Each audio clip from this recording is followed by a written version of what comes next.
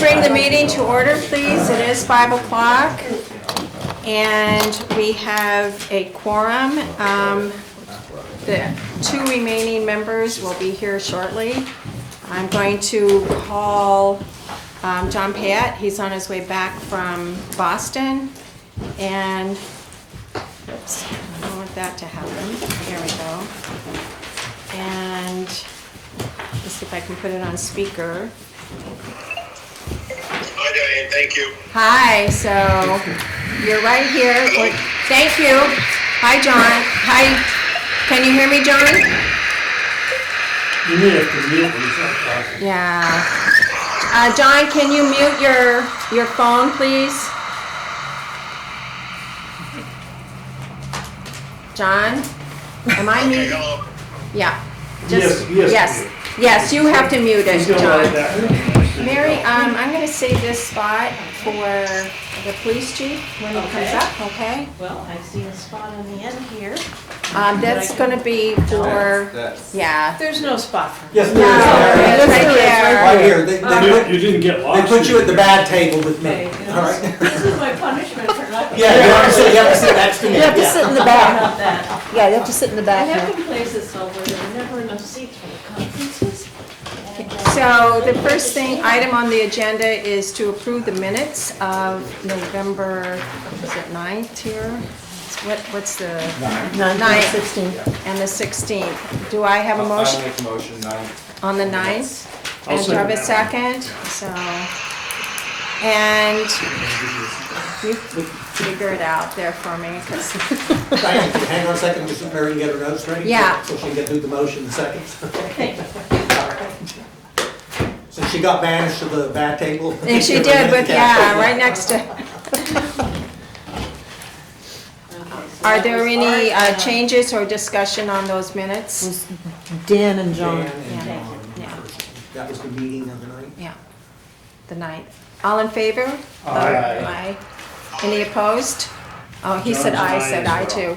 too. Okay, motion carries. And also now, do I have a motion to? Motion to accept the November 16th minutes with, I wanna, well, Do I have a second, and then we'll go in for any Second. changes? A second for Art, Dan and Art? I would And- like to maybe have a clarification on, under the Parks and Recreation warrant articles were reviewed, and warrant article 39 regarding the new purchase of a new tractor at the cost, just maybe have something to the effect that, as stated last year, our concerns regarding a low number of hours on the equipment, and the increased maintenance for any repairs to that, and having had it looked over by Roger and others, that they felt that there is more life to the equipment, and with, again, proper maintenance and training and procedures for the equipment use, it should have a extended life. Can you, yes, so can you put that into a shorter form and send it off to Mary? Because she doesn't take shorthand here right now, so, yeah. But we understand that it's to review. Yeah, I think we should, because, Okay, Yeah. so you didn't feel that after considerable discussion, Tabor, you wanted to Well, kind of yeah, 'cause- sing them with the details? well, Okay. yeah, because those were the details last year when Yeah. it was kind of removed or gonna be looked at, and I think, Okay. Is this the How one about- that was deleted, moved to Yes. 25? Was it completely deleted? yeah, but that's the gist of, the, How about budget committee continue to have concerns about the, Viability of the track. the, the useful life that was, I don't know, I'll try and come up with something. All right, I'm all right. I'm not very adept. well, at- I can send you an email. Okay, Yeah, I don't that wanna would be make great. it into huge Right, thing, but, okay. because you weren't there last year when Oh, we right, yeah, discussed that's that, so it's kind of difficult to I try to read the need. draw that line between writing down what's important and not getting. Well, but I think that Yeah, that's okay. important because it was, it carries Yeah. over this year. And So it was a it should- problem. We still think it's a problem. Yes. yes. All right. Okay. All right, so are there any other changes or additions to the minutes? All in favor of accepting the minutes as amended? Aye. Aye. And I abstain, because You I missed that abstain. meeting. Okay. Anybody else? Aye? How many ayes? Okay. Motion carries. All right, so now we have the presentation of the police budget, the proposed budget, and I'll ask the chief to come up, please. Yeah, that'll be 42 in your book, and again, remember, these documents were put together a couple of months ago, so it'll say the 5% COLA on both the cover sheet, but those all have been changed. So that's an old cover sheet that was put in back when the books were put together. What he said. Yes, yes. I want to introduce, I don't know everyone on your force. What's that? I want to introduce, Well, for most of you should know our Deputy Chief, Jim Gardner. He's been employed here forever, and but if you don't, this is Jim Gardner, and he has assumed the role of Deputy Chief since it was July or August of last year. So, as Jim had indicated, some of these numbers were changed a little bit, actually reduced due to the COLA increase. Initially, we started with 5%, but we had our budget completed I think before September. We had a September deadline. We submitted everything prior to then there was been some changes or requests made by the board. So what I'm going to do right now is I'm going to focus on the increase and decreases of the actual line items. You guys have a copy of our budget. You can ask us questions, and are we going to go over warrant articles as well? Yes, please. Okay, thank you. So obviously in permanent positions, you'll see an increase. It's a 3.5% increase now, correct, Lori? Of wages. That's for the cost of living increase for the non-union employees. And then obviously permanent positions, there'll be an increase for the union contract. We only have one contract right now in the union. However, potentially we will have two in the future. Are there any questions on permanent positions? Is that on the new sheet, Lori? yeah, we're just trying to catch up here. Where would that be? You all received, you mean, you want the actual number? No, it wasn't here last week. Yeah. Okay. Last time. But I was looking, it's a new number though, right, Paul? It's a lower number. Yeah, that's, Do you have this one from 11/16? I got 11/16. Yeah. 16. All right. Yeah, so I was just trying, I had calculated the percentages, that's why I was asking. Our percent, mine says 5%, and it's been recalculated. Go ahead, Lori. So it's not, that entire amount is not gonna be 1.5% less, because that entire amount for permanent positions includes the SEA contracted people and the non-union That and was one different of my lines. questions, sorry. So the reductions that Yep. resulted were Okay, $2,245 in permanent positions, $158 in part-time scanning, and $57 in evidence tech. perfect. It's Thank you. $2,460, that was the savings. Yeah, perfect. Thank you, Lori. Yep. Any other questions in permanent positions? We're not asking for any additional positions this year.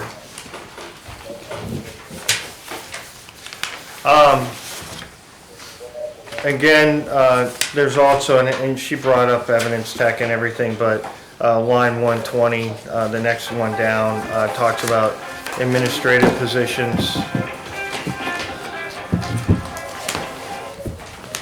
Sorry about that. As well as part-time scanning and evidence technician position. Those are all, the part-time scanning position and evidence tech, Lori just mentioned as well, those, the savings for that, and those, that percentage, that 5% was reduced. Okay.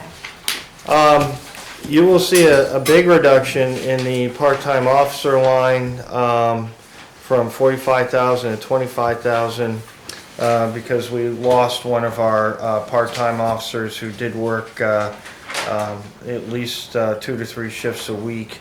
For that reason, and he was available, he was retired, so he was able to work that time. We don't anticipate we don't anticipate using that amount of time in the coming years, so we reduced it to $25,000 to cover the cost of our current part-time officer and any anticipated hires on the part-time side. Overtime was increased. We have not really increased it much over the years. We increased it to reflect the increase in full-time wages from last year. Although I don't believe that, and as you know, our overtime line has remained pretty solid, at least over the past decade, at the amount that we've had in overtime. And we really haven't made many adjustments to it, and I think it's about time that we do make an adjustment. And in addition to that, we have some huge training mandates that are going to be occurring in 2024 and 2025 and for the future. By police standards and training. For example, the amount of hours for officers to keep their normal certification is going to increase to 18 hours of additional training that will occur. It has to occur outside their normal work hours because they have to go to Concord or to a specialized school. In addition to that, there are, and this is a result of the law enforcement committee that was put together by Governor Sununu a few years ago when Mr. Floyd was murdered out in Minnesota. So they put the commission together to look at where New Hampshire stood nationally on our police standards and ethics. And so it's in order for New Hampshire police standards and training basically to meet the national standard, national model, instructors, and we have many instructors within our police department, are going to be required to update their training. Their training hours are going to be a minimum mandatory of 16 hours per officer that holds an instructor certification. And they're also going to be required to instruct at the police academy, not in their hometown, an undetermined amount of time throughout, at some point, once every 2 years. So with that said, we're going to see, it's going to impact, these are unfunded mandates from the state, and it's going to impact our overtime budget. As always, we'll try to make arrangements. The town's been very gracious in increasing our patrol staff to an adequate amount. That we may be able to absorb some of that, but I don't like having light shifts either. We're extremely busy, and we don't want to leave officers. We don't want to make it an officer safety issue, to be quite honest with you. So we're going to start out with the 10%, which reflects last year's increase in the contract, but certainly you can anticipate some increase next year. Just want to let you guys know that. Well, you said 18 additional hours are required. Mm-hmm. That's on top of 16. 16, all right. Mm-hmm. Yeah, so it's more than double. Yeah, it's more than doubled. So initially, in order for us to certify, just for an officer to certify, it was 8 hours of annual training that does not include recertification trainings and everything else. And now they've increased it to 16, but in addition to that, the officers have had to do 3 2-hour trainings that are mandated on ethics, de-escalation, and what's the other one? Integrity. Yeah, so there are several, those different requirements came out as a result of the Lee Act Commission from the governor as well. So technically, Sounds like a good investment, though. it is a huge investment because I got to tell you, New Hampshire has probably the lowest, or if not the lowest, officer excessive use of force rate in the country. And as far as litigation, we're extremely low as well, and that reflects on the great training that we get down in police standards and training and other training that they authorize outside the police academy. So they just needed to make an adjustment. Well, this investment now spares us a lot of litigious things in the future. If we do it right now, then, Absolutely. you know, so. Well, it's a mandated investment, but you're absolutely correct. Training is the most important part of what we do to reduce that litigation. Our job is, my job and the deputy chief's job is to make sure that doesn't happen. It's not a perfect world, but if we can train people and we can remain trained to prevent those things, you're absolutely correct. Yes, it's a good point. Thank you. Any questions any other questions on the training? I have a Yes. question about the training, not so much for you, but more of a town management or a, how we budget this, or how we show this. So this comes under line item 140, and you have a 10% increase here that we're proposing, or which you're expecting a 10% increase in overtime to cover this. Couldn't we go to like a 140A, because it's a mandate? And now it's not something that's actually, it's not a standard overtime that the town is actually occurring, it's being forced on the town through a mandate. So if we show that separately, wouldn't that, it would alleviate questions of why did it go up 10%, and it's not an overhead cost, it would be more of a mandate cost. It doesn't expressly say in here that it's a mandate. So you're. We understand it because we're here. Right. But- Something to consider. Yeah, exactly. Okay, any other questions on overtime? Go ahead. No. No, if you have Well, now's your time. There's a line, 131, which is tuition reimbursement. Yes. By the way, I'm in favor of training, so I Okay, just want that's you to fine. know that. Yep. Tuition reimbursement, and then later on, there's another line for training, police. Yes. Why wouldn't you put those together, or is there a reason to separate them? Two different things. So tuition reimbursement can be a couple of different things. It could be if it's contractual, for example, for a prosecutor, as an attorney prosecutor. Also, if an officer elects to take a course under the contract that is associated with this particular line of work, like forensic psychology, then the town manager may elect to allow reimbursement for that officer for that course. Thank you. Did I cover it? Yeah, it's just, that's a contractual piece and different from paying for classes like through the academy or any specialized training. So in addition to paying people to attend the classes, you have to pay tuition to the training academy? No. No, Oh, that part's free. No, this is for a private college. It's college Oh, reimbursement. no, I understand that, but I was just for scrolling classes, back to the police academy for training. classes for the officers, the Right. academy offers some classes, Yeah, which may be useful. Some classes are only offered, you have to pay to get the certification through them. We've been able to use the Opera House to actually host a couple trainings here, which gets us free slots into the trainings and saves us a bunch of money that way. We're trying to find things like that to reduce some of the cost, but obviously convincing some of these agencies, which are nationwide, to come up into Littleton, like your airport's where, like, yeah, it's a nice drive. But so we're trying on that, but sometimes the certifications you need have to be paid. Sometimes they're available through the academy, but we still have to pay the overtime of the backfill. sure. It's a good question. Anything else? I have one more. Line item 240, which is training. Is that this type of training, the mandated training? No. That's a different type That's of- different. That's paying for courses. for the individuals. Not So not all of That's what I our, just asked. not all of our 240, is that certifications, what you, okay. not all of our training that we receive at the police, we can't receive every training that the officers need at the police academy. For example, let's say taser taser instructor.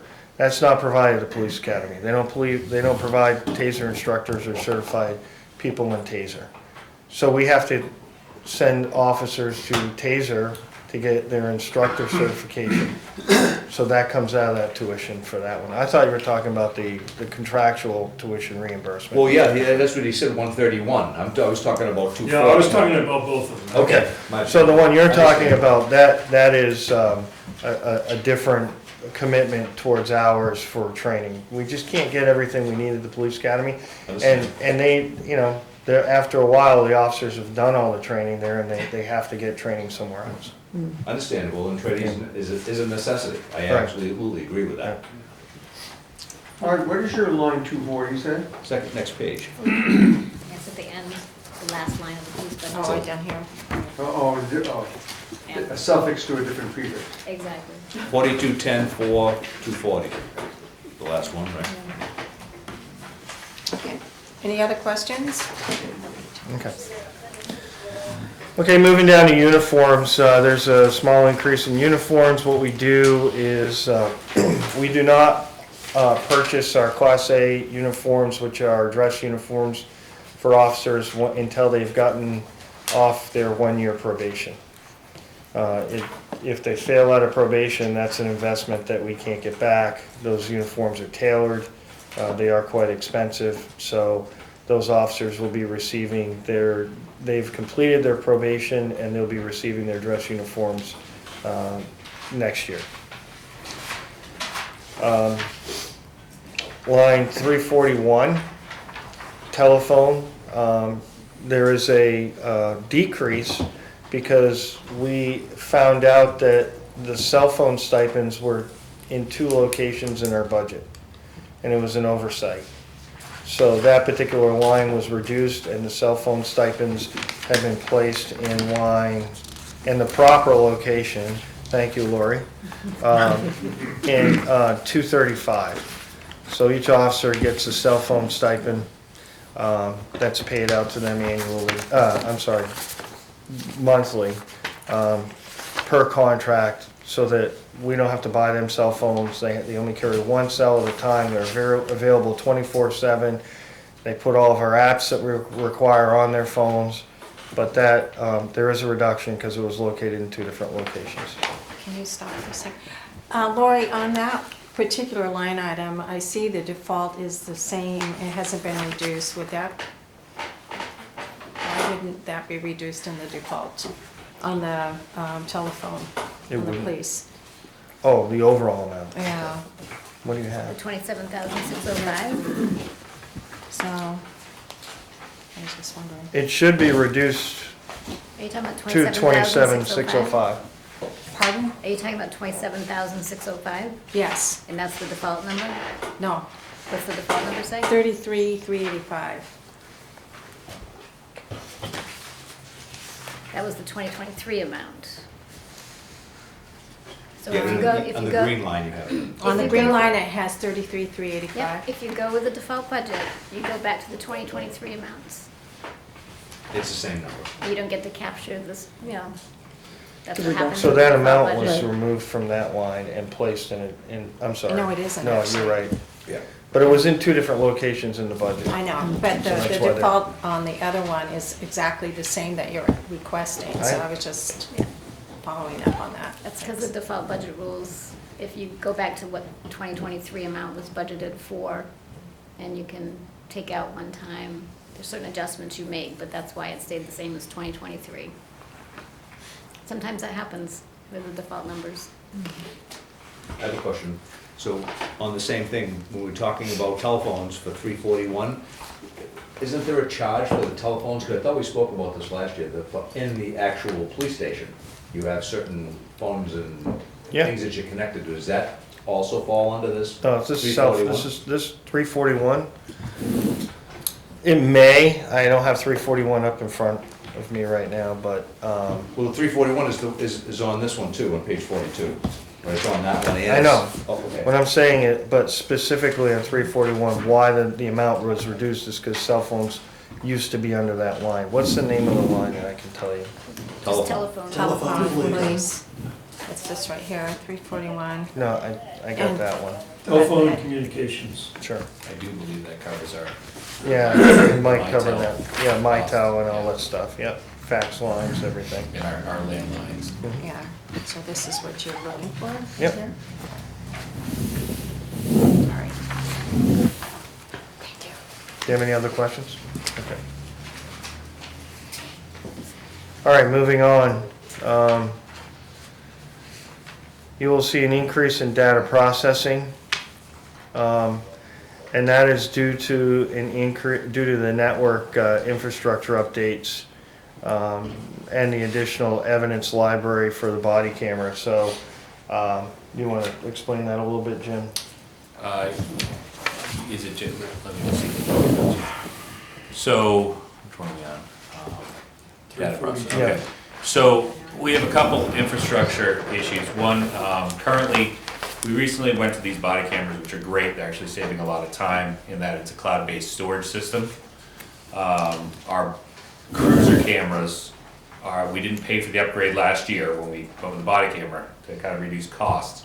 But what we have also learned this year is the server we're placing that on in the police department is starting to fail. So we can pay to take our existing our existing cruiser cameras and transition them over to the cloud storage that WatchGuard provides. And that cost shows that increase there. However, it is an increase, but it is far, far less than purchasing a new server, which we would have to do to put it in the police department. In fact, if you remember last year, we had in the conversations with the server, I want to say it was 15,000 just for the hardware, just for the server, not mentioning paying for the software setup and SNS to build and all Maintenance that. contract. Yeah. So It's a lot of money. we're looking to move those, and it will actually also be a considerable time savings. We have to send out all the stuff as discovery to defendants, and it is a lot easier using their system. Basically, you can say, you type in their email and the system will send a link that is available for a set number of days. The defendants, their attorneys can download it. It saves us on having to physically move files and just waiting for things to download forever. They have to wait for it to download. It's not our problem per se. So it is a big time savings too, even though, here you see it as an increase in the budget. But it's actually a cost saving. And a cost savings because we don't have to buy another server. Sounds like. John, do you have a question? No, I guess not. Did you get that? Are there any other questions? I have one for you. Sure. The cloud that you're using, the company that's used for the cloud, if you decide to go to a different company, can you transfer from one cloud to another cloud? This cloud is, it's Motorola now has purchased WatchGuard. So it is Motorola's cloud. So no, we're locked into there, but their rates are significantly better than the storage rates we're getting on other clouds. So they are, one of the reasons we went with WatchGuard initially, a lot of police departments use Axon, which is Taser's product. It's a wonderful product, offers a lot of the stuff we use here. I kind of like their camera better, honestly. But their cost for their cloud storage was astronomical. They'll give you the cameras practically for free, and then your yearly cost is huge. WatchGuard and Motorola's cost is much, much more reasonable. My only concern would be if they go out of business and you need to take all that. Yeah, but Yeah. we risk the same thing with Axon, Yeah. or there are some other And if we lesser go out known. of business, then we lose all of our radio system, which Yes. Yeah, Motorola does, police, fire, DPW, so I mean, it'd be a much bigger problem than worrying about cost. So, Any other questions? Thank you. We did increase our electricity budget. That was based, of course, we did this in August, early September, when there wasn't, if you guys recall, from 2022 to 2023, there was an increase in our municipal electricity rate, both commercial and residential. We have noticed that, electricity has gone down. I don't know about commercial. But I do know residential, it's gone down. I recommend we just keep the rate the same in anticipation that it's going to remain the same. The rates will, maybe you can answer this, Linda. No, Littleton Water and Light advises there is no increase, so Okay. the dollar amount you're putting in would be the actual. Okay, We under budgeted last year. okay, I think we did a 37% increase and it came out to be closer to 50. And so every department had to up that Sure. electrical line item across the board, and so we've done it. So there's not an increase going into next year, it's based on what'll be your high number this year. any other questions on that? In facility maintenance, every 3 years, so you guys will see like, last 2 years, we didn't have a $3,000 line in our budget in facility maintenance for basically when we seal coat our facility. When we seal coat the parking areas, do the crack filling and the line striping. That is due this year. It's paid off tremendously for an investment of not having to repave every few years because we didn't maintain everything properly, that initial investment.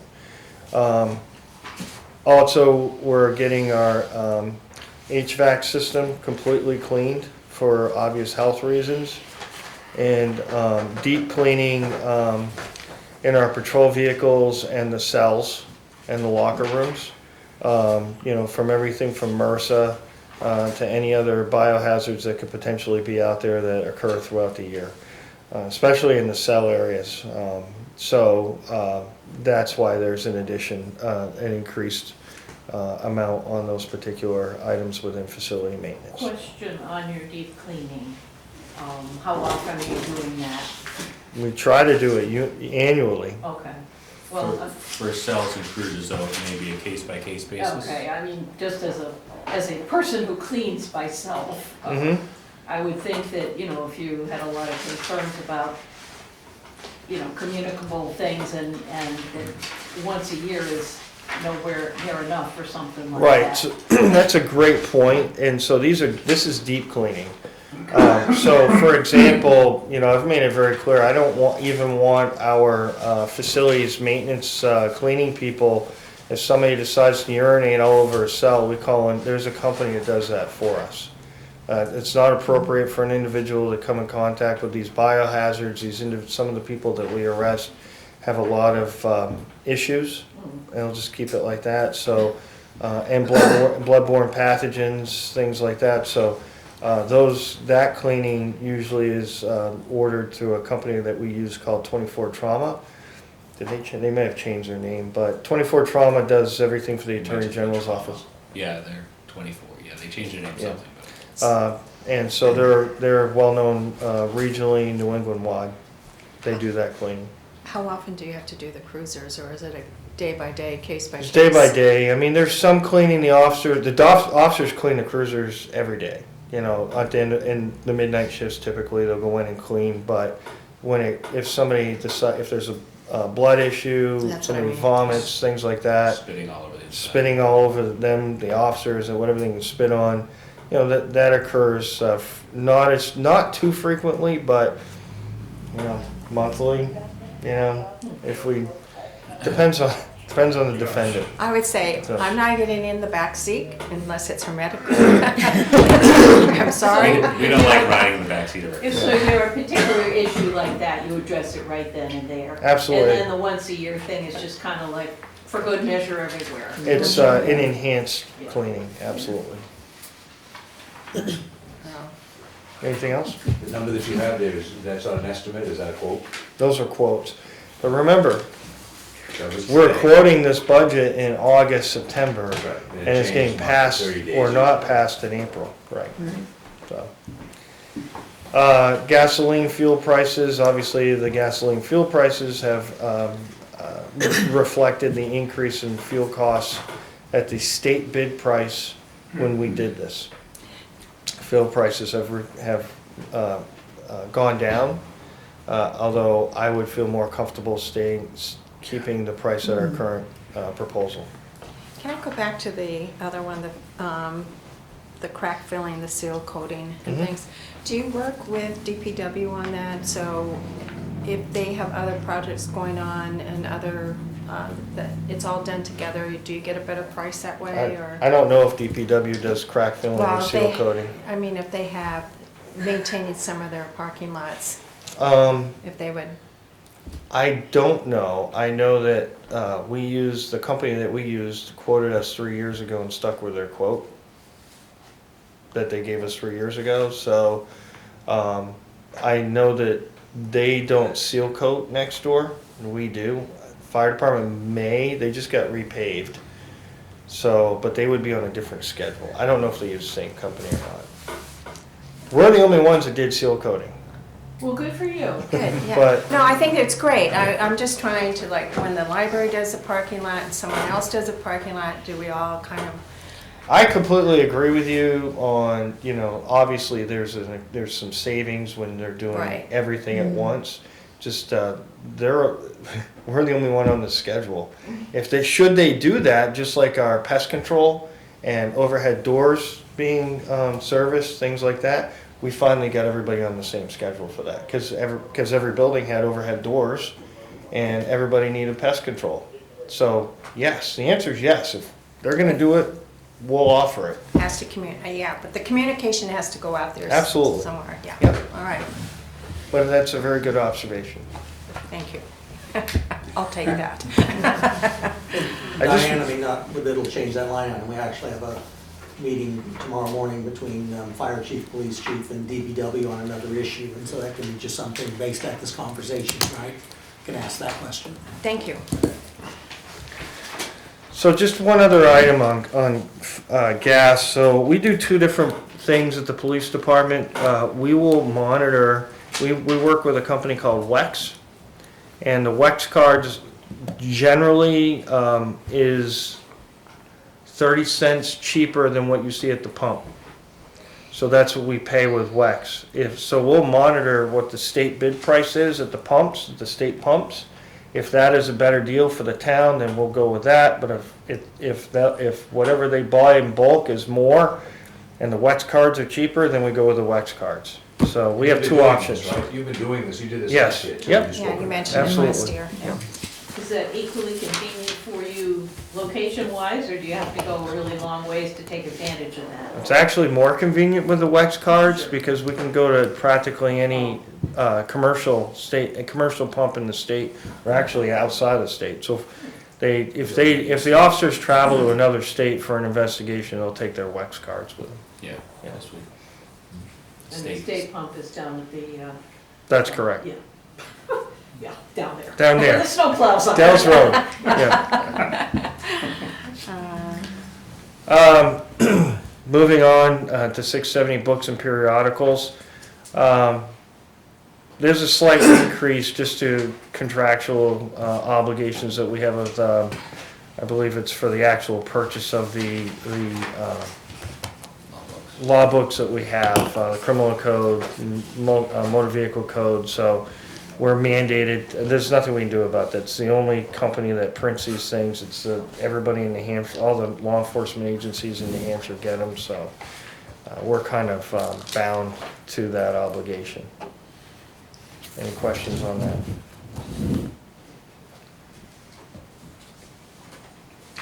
Okay, moving on. Equipment purchase. So you will see a significant increase in this area. Most of the increases in this area are for officer safety and mental health issues, training for officers with mental health. And as I go through, and you'll also see some increases here for software. So as I go through, the deputy chief will comment on these specifically, as he did a lot of the research, checking for pricing on these things. So you'll see a one-time purchase in that line, approximately $15,000. We're going to do, we are placing lightweight ballistic shields in our 5 primary patrol vehicles.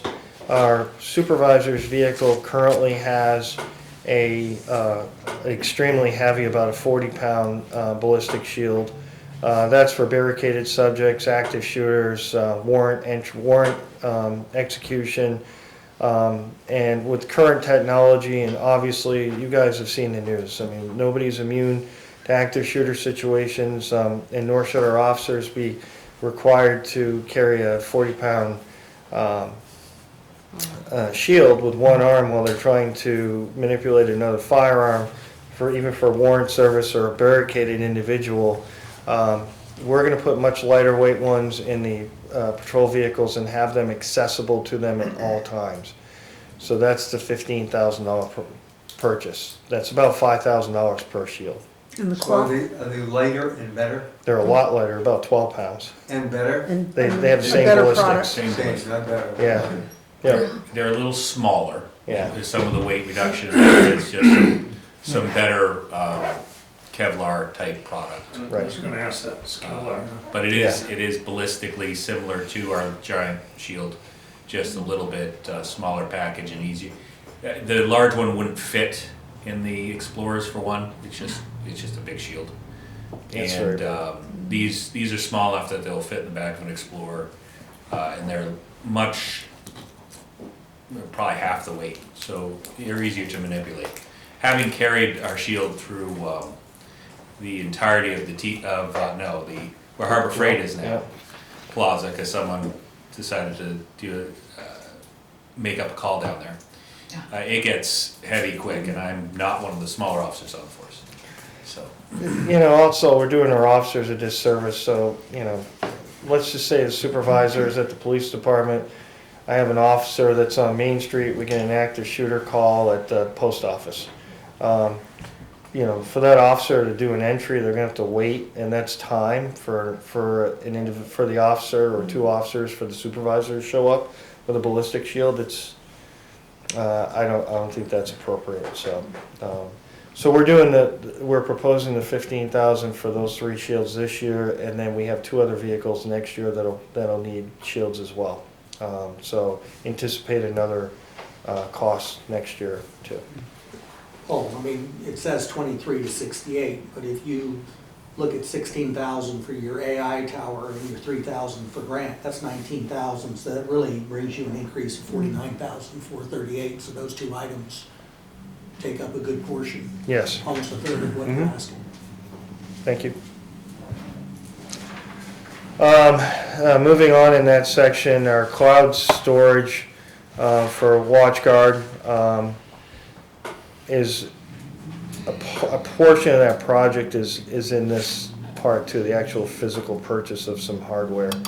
Also, you'll see a VR simulator trainer through Axon, the people that make our tasers. That's in reference to, that's use of force training or response to force training. Specifically, the software is in dealing with individuals that have mental health issues. Our state, specifically our state, because of the lack of funding, our state is in a mental health crisis right now. And we need to do everything we can possible to reduce force interactions with individuals that are in a mental health crisis. There are a number of different things that we're doing. Our crisis intervention training, our officers are being certified. It's a 40-hour course, and then you have to have an annual, every other year you have to get 4 hours of recertification training. But this is just one additional tool that, in my opinion, the investment is going to far outweigh any litigation in the long run for this training tool. So we're proposing this simulator trainer. Not to mention that you don't want to kill people that don't really need to be killed. You are absolutely correct. Yes. Lawsuit expenses aside. And Right. having the simulator ourselves gives us a lot more training hours with it. You know, they have, not the same type of thing, but they have other simulators available in the state, but we're talking a hour and a half minimum to get there, so paying an officer 3 hours of driving time to get a little bit of time in the simulator. With having it ourselves, okay, we can have an officer do an hour of training this month while they're on our clock, no overtime expenditure. and still get the training value. Or even during shift change, after shift change is over. So, yeah, it's right in-house. If any of you have used VR, it's phenomenal training for the officers, very realistic, extremely realistic. So, any other questions on that? It's got Madden football with it too. Yeah, I didn't tell them that. Bonus feature. Can you offer it to surrounding towns on a, Absolutely. let's say, cost basis? We can't charge. We wouldn't charge them for it. Yeah, We have mutual aid agreements with every community around us. But what we can do is, if any of you, once we get it set up and running, want to come down and go through some of that simulator training, I would encourage you to do it. It's Next great year, training. We'll do that. Yeah. You'll have it Like in we can bring it place. here. We can bring it here. We have Wi-Fi. Sit right here. Do it right here. We won't give you a real taste of it, No. it's just a mock-up. That sounds really interesting. Is it specifically targeted to police, or is it something that other groups in the community might benefit from? I'm thinking of other people who have to professionally deal with difficult people. It is specifically towards police in that, because it's a responsive force trainer. Oh, right. So what it includes, besides obviously the VR headset, is it includes a trainer taser, trainer firearm, so that you hopefully don't necessarily have to use those. A lot of times our verbal response, or what we say, can affect obviously the situation. But if it comes to that, your choice of options there. So it's something that we could have civilians who are interested come in to discuss, responsive force, how we train and see what the simulator is like, but it wouldn't be appropriate for other industries. Not so useful for the social worker. Correct. Unless they have to end up pulling out their gun. Yeah, it'd be good to give them an idea of our. It'll give you guys a good perspective of where we're at. What you face. Yeah. Yeah. Yes. Also in that line, you will see actually threw money in there for tint meters because of the new law on tinted windows. There's a lot of people in violation. We only have one tint meter right now. We're going to put a tint meter in every vehicle, in every cruiser, excuse me. We also are, I accidentally skipped over the money in there for the emergency tower. There's an emergency tower that we installed in Lot D, which is behind the Littleton Brews off of Hillview Terrace. And so we want to install a tower in the, when they redo the riverfront district and the parking lot across the bridge. So we want to afford the citizens to have emergency, have that right down there too. Okay, I'm new on the committee, so I'm a little behind the curve there. How does that work? How does that benefit? You're not So, no, behind. that's- I was going to ask that too. You're not behind the curve. We Okay. appreciate the questions. So the emergency tower, if you go through the parking lot, you'll see this big blue tower with a blue light on top. And we're in the final stages of the software and the hardware installation for that, so it'll be online before Christmas. And if you're in the parking lot and you have an emergency, you hit the button, and it's video and audio to Grafton County Dispatch directly. Oh, okay. Okay? Kind of like And- sometimes you see those things on campuses. That's Yeah, exactly, but okay. the ours have video Okay. as well. But yes, that's exactly what we're doing. And, Is that the same one that's at the White Mountain Community College? Is it the parking lot, the new one? they have one that is just a dialer only. I believe it's the same company, but ours has video. So the dispatcher is going to be able to see that individual and see what's going on. I trust you're gonna get several years of use out of that at that price. I would hope so. Yes, okay. And then there's a subscription or something, or just? No, actually, once the hardware is installed, all we're going to have to pay for, and they call a virtual private network to dispatch is created. We just pay our annual Wi-Fi. And for these, I think it's under FirstNet, so it's $40 a month. So if there's a video there as well, that will be recorded and saved too, right? And uploaded to the cloud and, Not our cloud. okay. A different cloud. a different but cloud, yeah. I don't know if it's Dispatch recorded. You know what? I don't know if there's recording that occurs on that or not. I assume the audio is recorded, but I don't know about the video, and I'll have to look into that. I'm not sure. Because there's obviously some privacy issues that go on with video recording. It would only record while it was activated. Yeah. anyway. Well, exactly, I mean, that's all I meant, yeah, no, yeah. How's it turn off? After you activate it. It's not working yet, but I'm pretty sure it's got a, I'm pretty sure it works just like the call towers. It's got a, you press the button to call and you press the button to hang it up. We have a similar version. It's much smaller at the police department. So our back and front door is through ARPA funds. We've installed these at the police department as well, but they're only this big. And so we're switching from the old dial-up, you know, you push the red button in front of the police department if there's nobody there, because at night we don't have administrative staff. We're out there 24/7, but the dispatcher will be able to. They're turning everything on at the same time. We'll be able to see who's at the police department, and in the back door they can remotely open the door for outside agencies that show up to meet with us, and they don't have a key to get in. So. Or, you know, if you're like me and you've walked out and don't have a key. Not that that's ever happened. Any other questions on the phone? I have a question for you. So will you have a monitor that actually watches this for vandals that say, well, we don't want this No. to work and, But we have insurance. Yeah. You know, we can't monitor everything like our bridge. You know, that's a huge investment, the wooden bridge. I mean, we just, if we were in a perfect world, we wouldn't need that, I'm sorry. Of course, but, of course. Well, if we were a perfect world, we wouldn't need you guys at all. That's right. Yep. All right, so, So, moving on,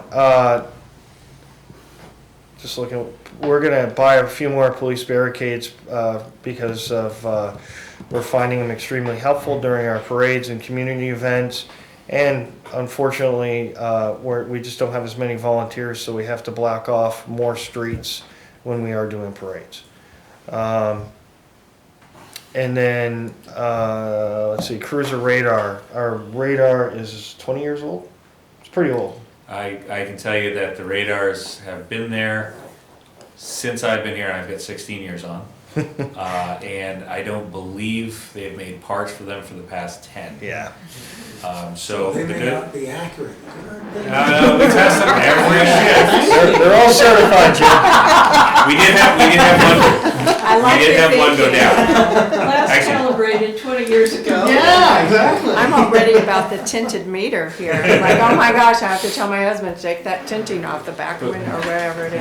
We have had two of the Golden Eagles in the past 2 years completely fail. The motherboards have gone down on them, and they do not make parts. Yeah. And we've replaced them with another radar. Under highway safety grant, we should be able to do a 25-75. So the federal government to highway safety will pick up 75% of the cost. We just have to have the funds available to match. So we're looking to replace our 3. We have 2 Golden Eagles left, and then the chief is running something that's even older in his car. I don't even know what that model But it's is. certified. They're certified every year. Actually, it's a hair dryer, Delete but that it part, fools them. Yeah. Jim brings up a good point. I want to just express the fact that we apply for numerous grants throughout the year, federal grants and state grants to reimburse our overtime. And one of the reasons we keep our overtime numbers pretty close over the past decade plus, we receive funding from New Hampshire Highway Safety, Department of Safety, for a lot of patrols for DUI, distracted driver, pedestrian safety. We also receive a tremendous amount of money from the Drug Enforcement Agency. The Alcohol, Tobacco, and Firearms is a new one that we're doing, and also the state of New Hampshire for as a Granite Shield. All drug-related, fentanyl, firearms, all that stuff. And so we're able to accomplish a lot of the operations things that we do because of federal and state funding. So we try to be creative, otherwise it would be extremely expensive for us to do those things, and you'd see it on the other And end. the You know me with advantage, overtime, I'm always questioning. Yeah. No? You always give me a good answer, you got money coming back for us, so. but the additional benefit to it being just for overtime and not a position, you know, because then you have to eventually factor in a new position. This is just for overtime, basically. That's correct. Yeah. And be clear, I'm not asking for another position, but it also creates a lot of partnerships, you know, federal, state, and local partnerships that exist between Homeland Security, ATF, DEA, as well as the task force in the state of New Hampshire. It's allowed us to make some pretty significant arrests and seizures, not only in Littleton, but regionally. And, you know, that equates to lives saved. We all know how destructive drugs are, firearms are, so. Any other questions on the equipment purchase line? Okay, I'll just ask what an access panel update is. Oh, yes, that is, all right. So the access to the police department is controlled by fobs. We have Oh. RFID fobs, excuse me, and there's multiple doors in the, you know, different areas. Different people have access to different areas even. For instance, we have bail commissioners who work for the court that come to bail people out. They have their own door that they use to their own little room, but they don't get access to the rest of the PD. It's a good system, however, it is the original system that was put in when they built the police department, and the software is rather antiquated at this point. So we're looking to do, currently, in order to change anything, it involves our administrative assistant having to come in herself, log into a system that's only available on her computer, and try to kind of find what doors, and it's very difficult to use. They have updated it a lot. It is now available, basically, again, a cloud type thing. So if we had an incident where, for you know, hopefully we never do, but if we had to say, okay, we have to change access, this person can no longer have access, something has happened, that could be done remotely. If you had an issue where, hey, our hours changed because of something happened, the administrative office has to close, you can change the time the front door locks, things like that. It's Like all- this weekend. Like we this had weekend. problem. Yeah. And that right now we have no way to do that besides an employee actually coming in and logging into one specific computer, and the software itself is very hard to use. But unfortunately, the only way to improve that is we've got to kind of change the brains. All of the readers, which are quite expensive, are all still fine, just the actual brain of it. And I think there was a piece in there about our camera system too. Yeah, so, yeah, go ahead with that one. So that is another issue. So we've been upgrading cameras as cameras have a very limited life. So the security cameras in the police department have been kind of replaced as they go. And we've had to increase our storage size and all that. The software that runs that is only available on Internet Explorer, which you probably haven't seen in a while because they stopped supporting it. And it's actually gotten to the point now where you have to physically go into Microsoft Edge, say, no, it's okay. You can open this in Internet Explorer, and within a month, Microsoft has done it, so we'll just cut that off for you again, and the link will no longer work. So every officer. So has to every do a link. officer, and usually it's me, honestly, going around to their and fixing it every time they need access to the cameras, which we have to do all the time. So this, again, just brings it into current. There are also some security issues with Microsoft Explorer, which is why it's no longer used. That's why they changed it, why they've stopped supporting it, and why Microsoft is so sure they're not going to let you use it. And it's questionable how long they'll even allow that workaround to happen. So hoping to change that and again bring it into kind of. And this is the same IT company that that the town works with.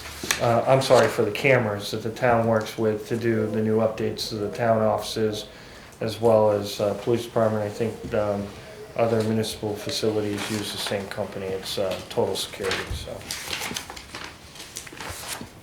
okay, now we've bored you with IT stuff. Any other questions? All right, moving on again to training, you'll see a significant increase in training. And this is actual purchasing training hours. So what we're learning is that our range, our firearms range, is not going to be as accessible as it was previously. And in fact, it may not be accessible very soon. So, and this is for our own training that we do internally. We have several firearms instructors that are trained from everything from shotgun, pistol, red dot, pistol, and urban patrol rifle. So this is training that we conduct on our own. We're usually at the range several times throughout the year because it's our highest liability point, to be honest with you. You know, when we pull our weapon out, and if unfortunately if we have to discharge it, that's going to be under extreme scrutiny, and we want to make sure that our officers are trained appropriately. So what we will be doing is transitioning our range training to Ridgeline, which is located right over the border in Dalton. They're a partner. So there is a cost associated with renting their range on what they call white days throughout the year. And the proposal also, so basically this proposal allows us for 6 training days that we use our own instructors on, and then an additional 2 training days that Ridgeline will be providing their specialized training. If you're not familiar with Ridgeline, they are a private company that conducts government training for both law enforcement and government. So it's a good partnership. We've been there recently. We've trained several instructors there, and that's where we're proposing to move the majority of our training to, our firearms training. So the cost that you see is the cost associated with renting their range and their instructors. So, stupid question, what have you been using in the past? We have a range that was deeded to us near the industrial park. And I stress the word was. And you all have new weapons to familiarize yourself. Right, didn't you change from? Well, last year, that's correct. We changed to our red dot sight, different, same type of, we still carry Glocks, but we changed caliber to a different caliber, which is actually a lot cheaper for us to use. In addition to that particular line, you'll also see that we have also enhanced our driver instruction too. And so again, we have the opportunity to utilize Team O'Neill now provides driving instruction for law enforcement for loose surfaces and cold weather. Our driving instruction that we receive at the police academy is on a flat asphalt surface, and it's a little bit different. So we have an obligation, just Supreme Court has said so, to train officers for this type of scenario, both firearms and driving. And we're so fortunate that they're so handy. Right. Yeah, we have some great resources locally, and that's what we intend to utilize. But they've been doing that for a long time, Paul? What's that? O'Neill School's been doing that for a long time? Well, Ridgeline's fairly new. They've probably been, I don't know when they started there. 5 years maybe. 4 or 5 years, yeah. And Team O'Neill's been there for a long time, but their law enforcement training has only been for a few years. They're not, don't get me wrong, I'm talking about with patrol vehicles. They do provide governmental and law enforcement training at Team O'Neill, but it's a little bit different. That's something I've been doing for 20 years. Yeah, I'd rather not discuss that portion of it. This is with patrol vehicles, driving them on loose surfaces and snow, things like that. That's fairly new, and actually Lincoln Woodstock has really taken a big advantage of that, and we want to follow in their footsteps. They do a great job. They do. I took their winter driving course. Did you really? One time, yeah. One day, completely changed my driving. Yes, They're amazing. absolutely. And it's a reduction in liability too. That's all I have for increases and decreases. I'm ready to entertain any other questions before we move to the warrant articles. I got a question. It's regarding parking meters, and the rates. I know earlier in the season you had chimed in on the EV rates and, and how we weren't charging enough. And so my question is, our rates are currently 25 cents an hour for parking, is that correct? For 2 hours. 2 hours. For 2 hours, yeah. Now, No, 25 cents. Yeah, it's 25 cents an hour. That's 50 and- cents. That's Yeah, right, and so, I know this summer I was out and about, and I know a lot of other places, tourist places are, several dollars per hour, and I'm not advocating that we do that, but, are you involved in setting that rate structure, or, okay, so. I provide the information, like the analysis that you just Right. made, to the select board, and the select board makes that, they decide, they have to weigh, we're a destination Right. community, we don't want to hurt the merchants, but we also want to cover the costs of the maintenance and the enforcement. But Dan, you have a valid point. I mean, when you see a plate here from Massachusetts, they're not finding 2 hours of parking for 50 cents in Boston. Right. So those folks probably wouldn't blink an eye at a higher rate, but I think the But pushback comes from the merchants Right. involving, But are we covering our expenses to servicing those meters and enforcement and all of that? Because I'm just, I'd have to ask the chief on that. Special There's a special parking fund, fund, I yeah, think, yeah, yeah. there's a special fund for that, but I don't know well, if that breaks even. so. Yes, we're Okay. covering our costs. With any excess or just barely? There is a fund, that's what we utilize to fund the power in the parking area, in the new parking lot, Lot D.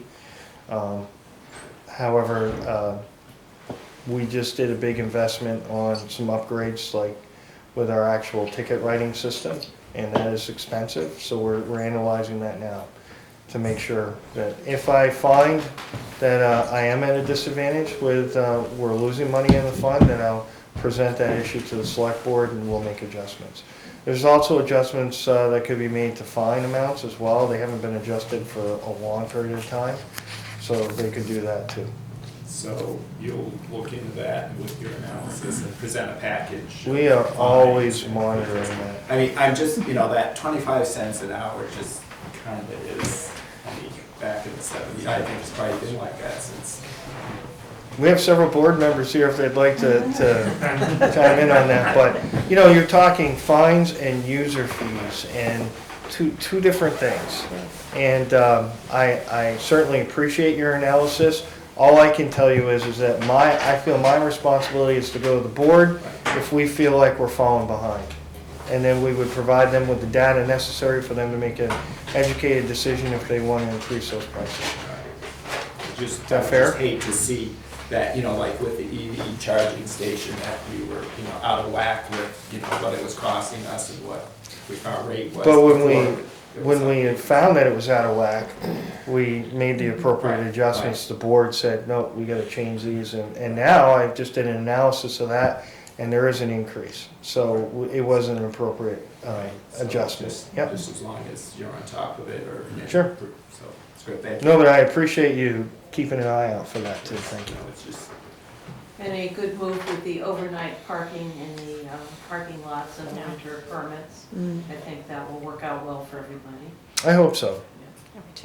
So we have a lot still left for the evening. If you have any more questions on what he just presented, if not, we'll move into the warrant articles. So.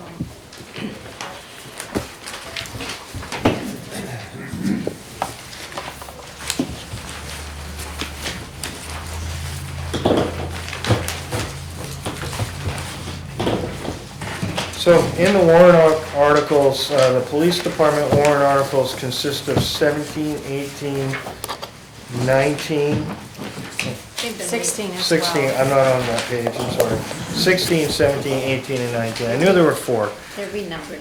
That's some old. Oh, are they different numbers than what I have? Same wording now. There are 4 of them.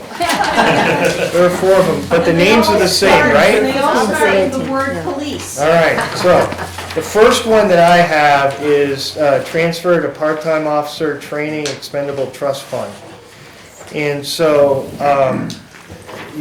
for those of you that have sat on this board, know that we thought of this committee, that we thought of a creative way of using unexpended funds within our budget and putting them in a expendable trust fund to be able to utilize those funds to train and equip new part-time police officers. So there wouldn't be an direct impact on the taxpayer when we needed those things. And so we could use monies that we have already been approved by the voter, set them aside, but that amount cannot exceed $50,000. That account can never exceed 50. So we figured once we got to that, if we don't use it, we're good to go. We won't ask for any more money until it drops low again. And that's what this is. There is no impact to the taxpayer for this particular. And by the way, in any single year, we cannot exceed a $10,000 request. So if we had $100,000 we didn't expend in the personnel line of the police department, we can only ask up to $10,000. Are there any questions on that?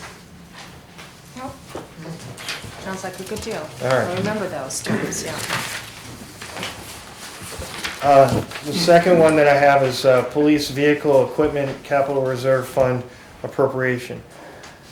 This is the last year on our 4-year Capital Reserve Fund for replacing 4 patrol cars. So this is a $50,000 appropriation from taxation. This $50,000 would then join the other $150,000 that we have in capital reserve, which is another warrant article you'll see further down. Any questions on that? How many you gonna have this year? Just one cruise? No. 4. Oh, So pay attention, we'll get to the next one, Rudy. So we, sorry. No, you're fine. Okay. I didn't Just know go if with it. I answered his question, No, but that's I fine. didn't go through you, I apologize. No. So, We're informal. what we've elected to do is that rather than doing cruisers every year, is very inefficient to purchase a cruiser, 1 cruiser every year. We also find that the maintenance was more for these vehicles. So we've elected to do, well, initial proposal to this committee was 3, but we felt that we needed to wait an extra year, so we're doing 4 cars. We already have $150,000 in our capital reserve fund, and this last request will make it a full $200,000, and that's $50,000 per vehicle. And that would cover the cost of the vehicle and some of the cost of the setup with the equipment that needs to be transferred from our old vehicles into the new vehicles. Question. I think it's mostly for the board and the town manager. We have gone through this process for a lengthy period of time now, where we do 50,000 and then we ask the voters for the approval to go out and purchase. There is a risk of always having it in a warrant article, and I'm wondering when we will start moving things back into the regular budget, 50,000 each year, or do you still want to continue? This is something I would ask the board to consider, because there is a risk of. But the people have supported it for a lot of years, so. Yes, maybe they it have should be, supported it. You know, maybe it just should go into where it automatically comes out. Right. So, that's, The other thing I'm thinking though is the $50,000 a year, are we getting outdated on that where it should be 60? Can I answer that? yes, sure, Okay. go ahead. Yeah. That's a great observation, which we have realized over the past year. So this is the last year that $50,000 is going to be 50. In 2025, when we restart the capital reserve fund, For the next 4 it's going to be cruises? 60. Okay. It'll be 60, 60, 60 for 4 What we did, years. Roger, is he's got his 4 years of 200, but then we took 20,000 from ARPA that you all authorized. Yeah. To fill in that price change that already Yeah. caught up with them, so Yeah. That's how we call it now, but in that. Well, I remember cycle. that, that's what I'm saying, we won't have the ARPA funds then, so we No, should. that's what we'll recommend to hire them out. John? To follow up on your comment, Diane, though, I like it being a capital reserve. It allows the voters to specify if they want to support it or not. And then it also, it helps control the look of the town budget also. And if we can keep the budget as strictly running, buying cars for cruisers for police officers is kind of continuing to just run the department, I get that, but I would advocate having it stay as a capital reserve warrant personally. Lori? Just another suggestion on a capital reserve fund.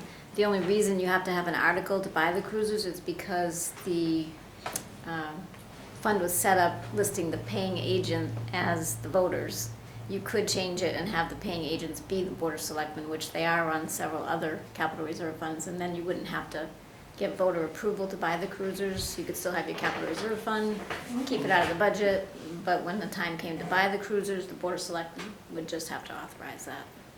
So that's another That option. sounds good, but anyways. I like the sound of that. Yeah, so that is something for them to discuss and Thank you.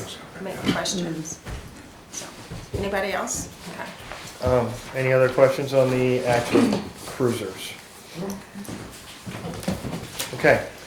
And then the last one is for computer software purchase.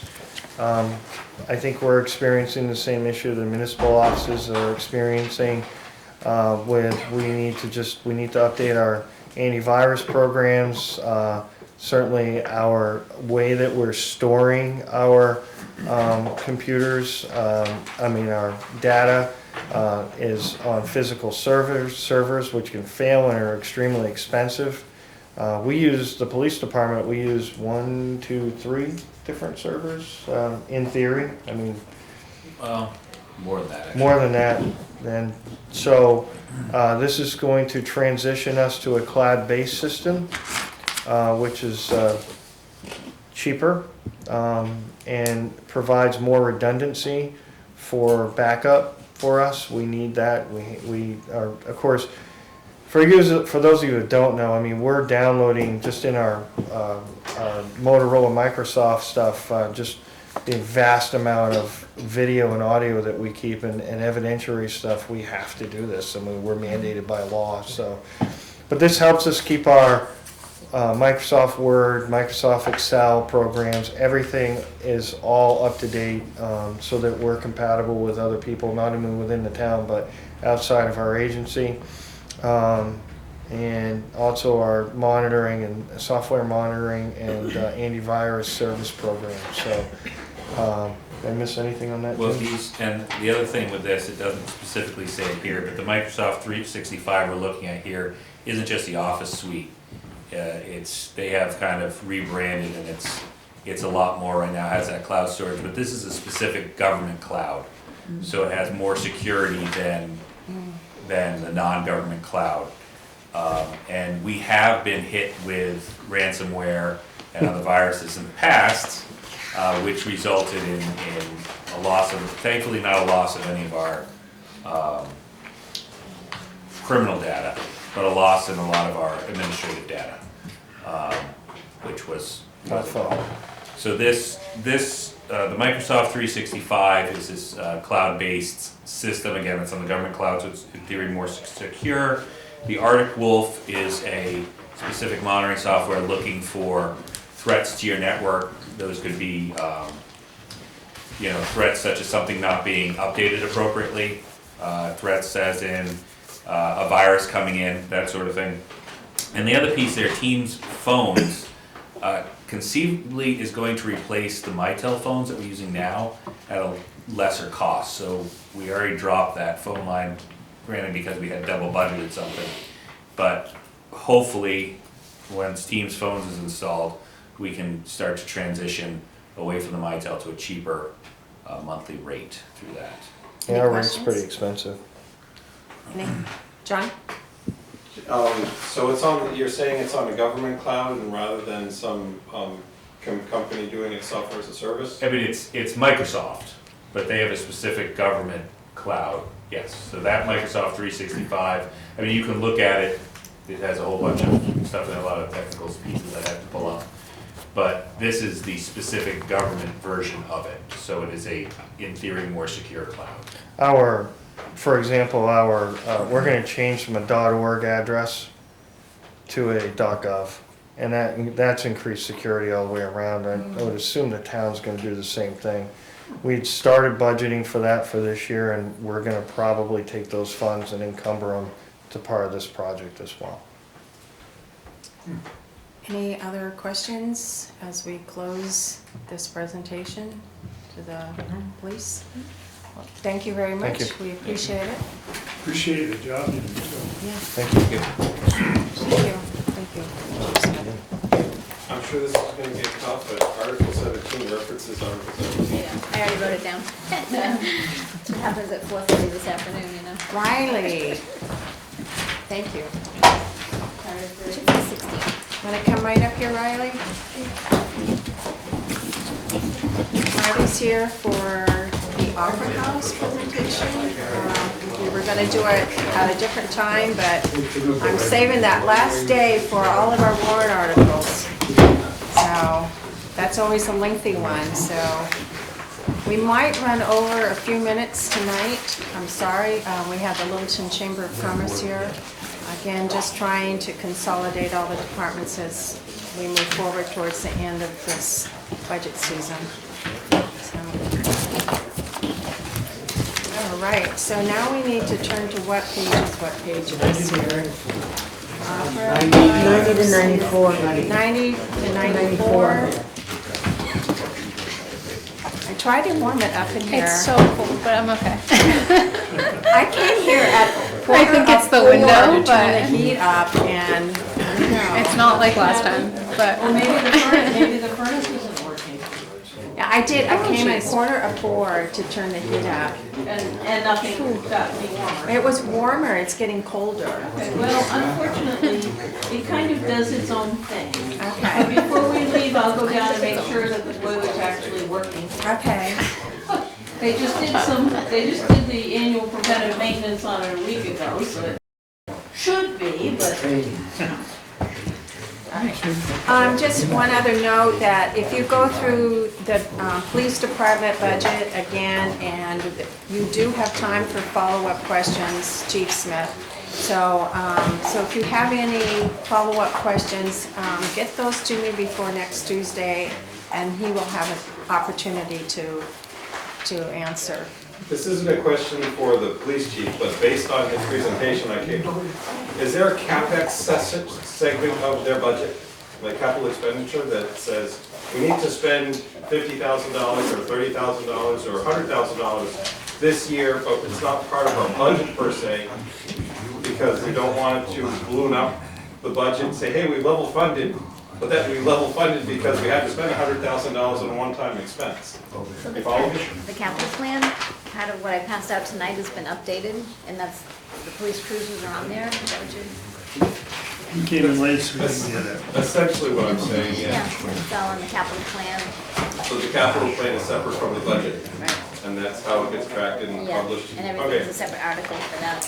that's outside the usual budget. question more than anything, thank you. Okay. And I'm hoping, John, at the very last meeting that we have the debt service, we have all the warrant articles, and those warrant articles usually relate to the capital plan.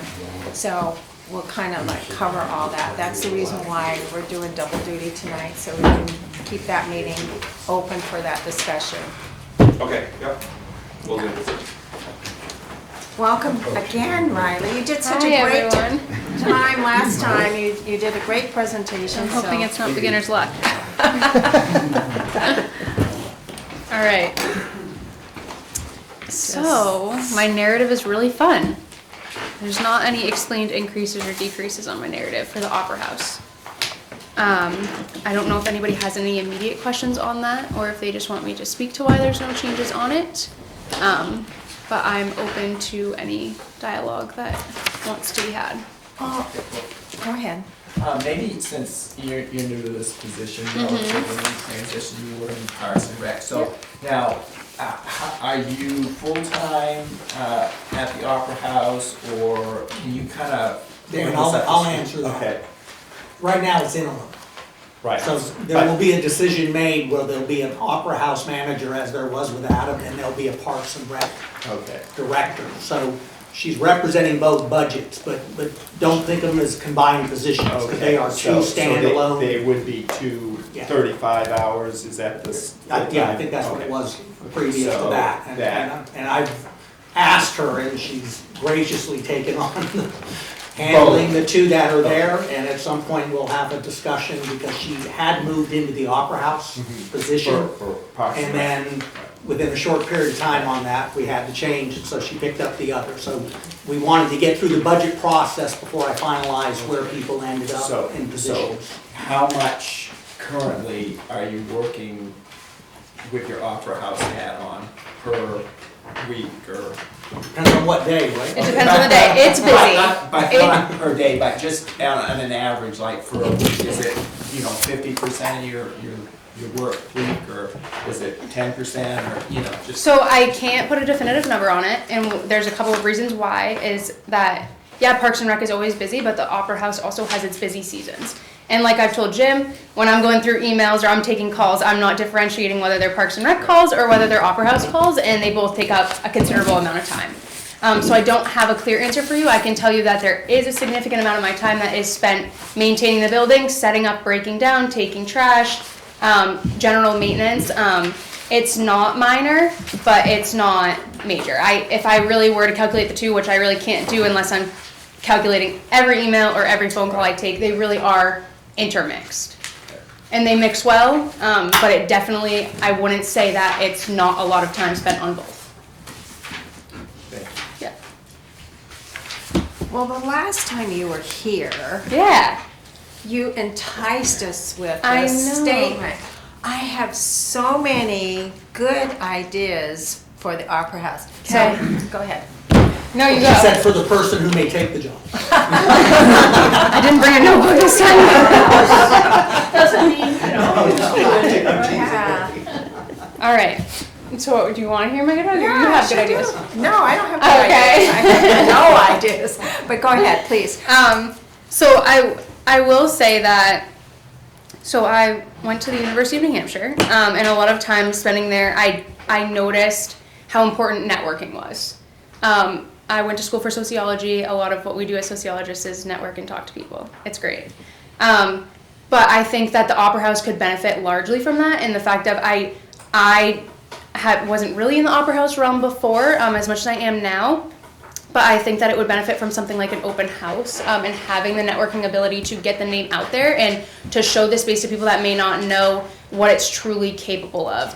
I mean, we do have a lot of those little rooms that are in nooks and crannies, the tower room, the little green space down below. There are some rooms that people forget about that can still serve their purpose as a function hall. That's not necessarily the grand hall, right? A lot of people that think of the Opera House, you have to have these big weddings or these big gatherings, and it's not always that. Like, you can come and you can have your meetings, you can have your lunch-ons, even if you have a small gathering of people or a large gathering of people. So there's more to the building than just the grandness of it and how large it is. It definitely has different purposes that it can serve, and I think a lot of those can just be found by networking and getting our name back out there of what we truly can do in there.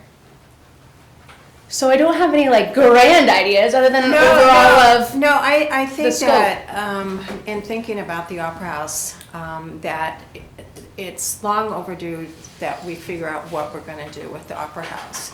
And one of the things that we have done in the past is we barely have financed it. When you look at the the Colonial Theater and some of the other theaters around here, you really have to have someone who's really engaged in that, and you have to pay them to do that. And they have to have some kind of skill, and maybe some interpersonal skills and networking skills and all of that. But I don't know, we haven't really captured the essence of the Opera House as it should be. And I'm not trying to, criticize anyone on that. It's just the time has come and we really need to take a look at that. And I know that the question may be coming up, you know, but it's like, do we use it for offices? Do we use it for, you know, something else? We have to have a discussion and we have to know what the everything about the whatever situation we decide will needs, you know, but we really haven't had that discussion No, in I a long think time. Roger can speak, or if he needs to correct me, we talked the other day, because I know Roger talked about it like a separate warrant article, you know, for the Opera House with offices. Technically, we did that last year with the non-binding article. It asked people, do you want an office, do you want to build, or whatever. So it didn't restrict what that option is. So the Opera House would be one of those considerations. So that was already approved last year as a non-binding. And so what I told Roger, I've already sent out some emails just to try to get some cost aspect of what it would cost to budget, and we won't have numbers before we get to the end of the year, is because if you wanted it for offices, I've got to have an architect, somebody come in and look at that Exactly. second floor and say, okay, what's the square footage you need, what fits down there? And like we talked, the clerk used to be on the upper floor in the office that Riley has now. So it needs somebody to honestly give us a true working plan, and then you may go to a warrant article saying to the town, it's $1.5 million to bring this up to this level, and then you vote for that. But just to say, let's vote to move there, it was technically covered in last year's Exactly, article. or even to say, for me, to even say whether or not we should consider leasing it out, we need to know what that means. Yeah. And we don't know what any of that And means. if you stay on the theater side, and I'm just saying that as a generic, not to a specific group, Right, you know, the difference between us and the Colonial and others is funding.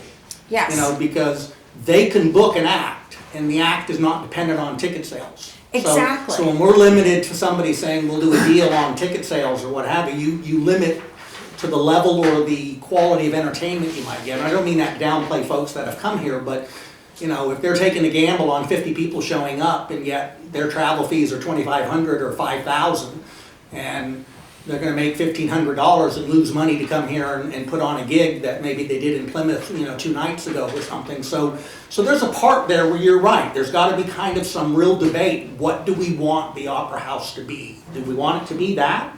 Or the offices? And at least, with talking with Roger and getting those prices for the other board members, because we just had this conversation the other day, it was like, we kind of don't have to have a warrant article again, because you already did that. Now we just need to find out the step of what would that cost, what would it look like, and then is that feasible? And at the same time, that debate can happen about what, and if not, then what is the other uses? Exactly. Can I say something Yes. here? As far as you're talking about finding out costs and architects and all, many years ago, the town did a study. In 2008. Right, and Bass and you, Rob Bass was the architect, and his firm did some rough out plans. So you might want to touch base with them because they were familiar with the In building. fact, Roger has got those, right? I mean, that's the ones that I got from DBW. The ones that I got were way older than that, so I haven't received the current ones that, Okay, then I'm, because that, we, 2008. Right, yeah, we did. That's what I was looking for, they haven't found them yet. They, okay, then I'll follow up with Doug, because I thought they gave you what we had.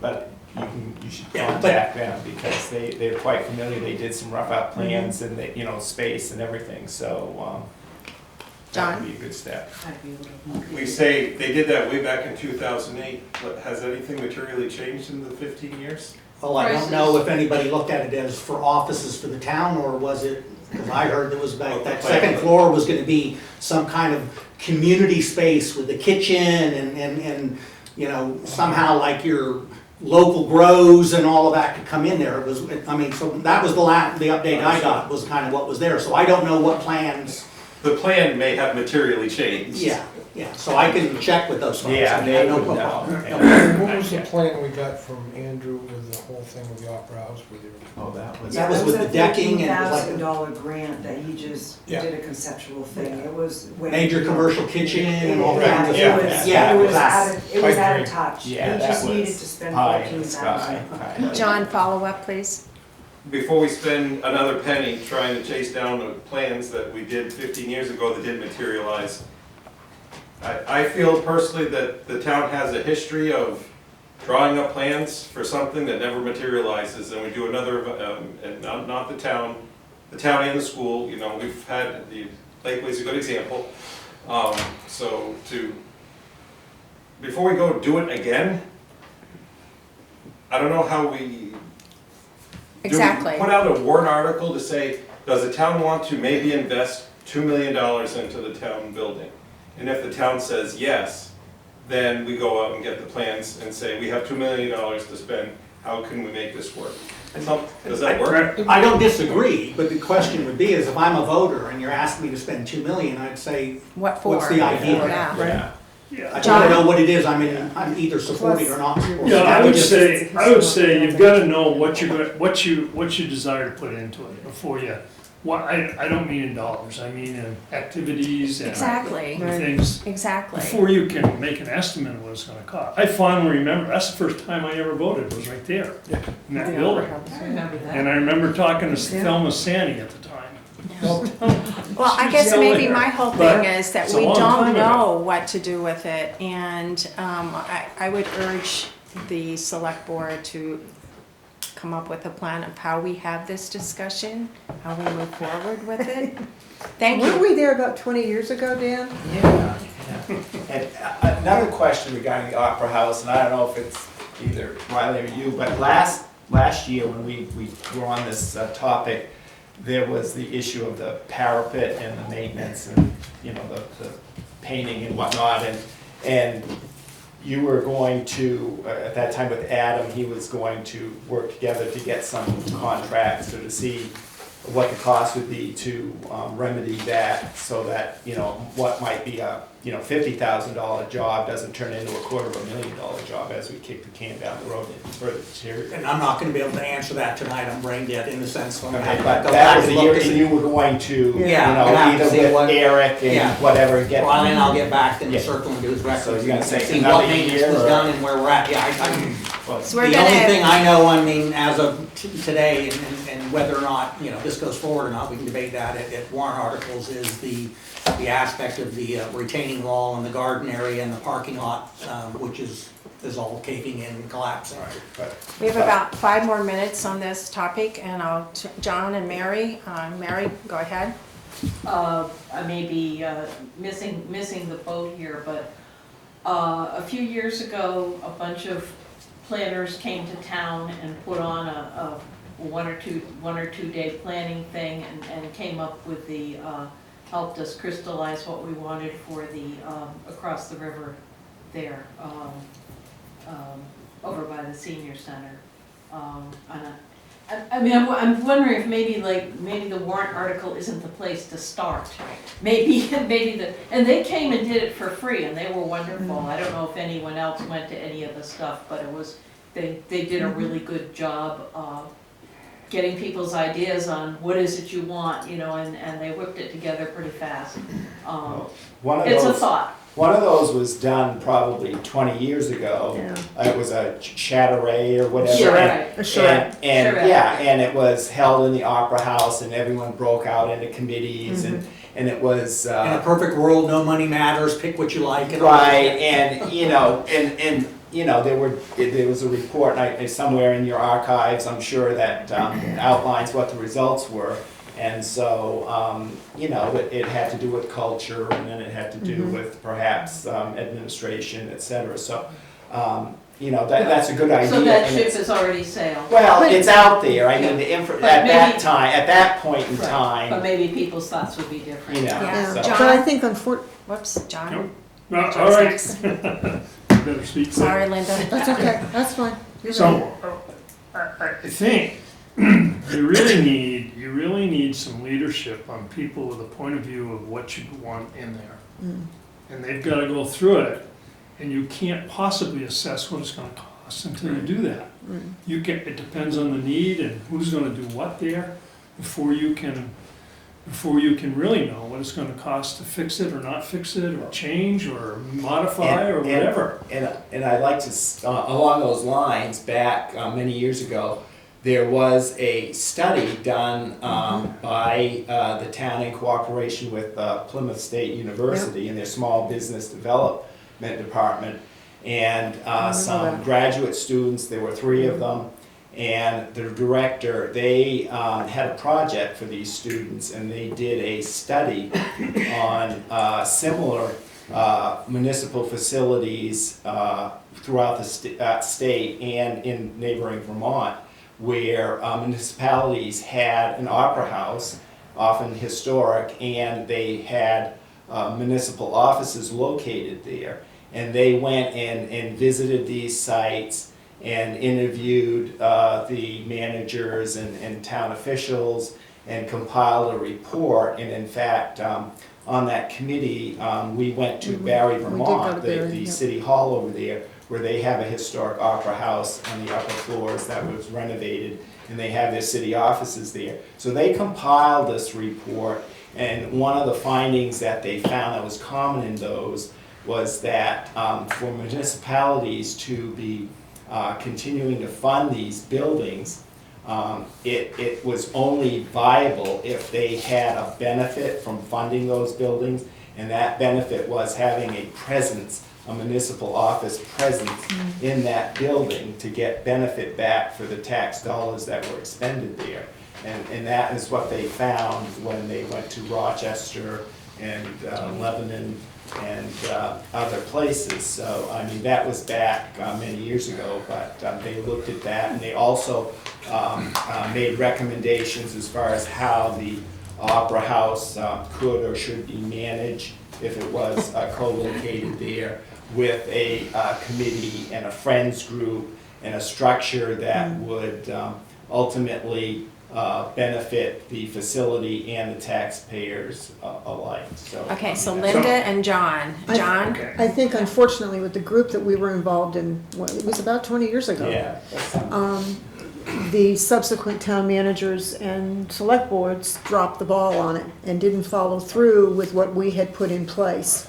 Maybe this time, if we form a group that will oversee it, we've got the gumption, we've got the push to oversee it through till the end. All right, John?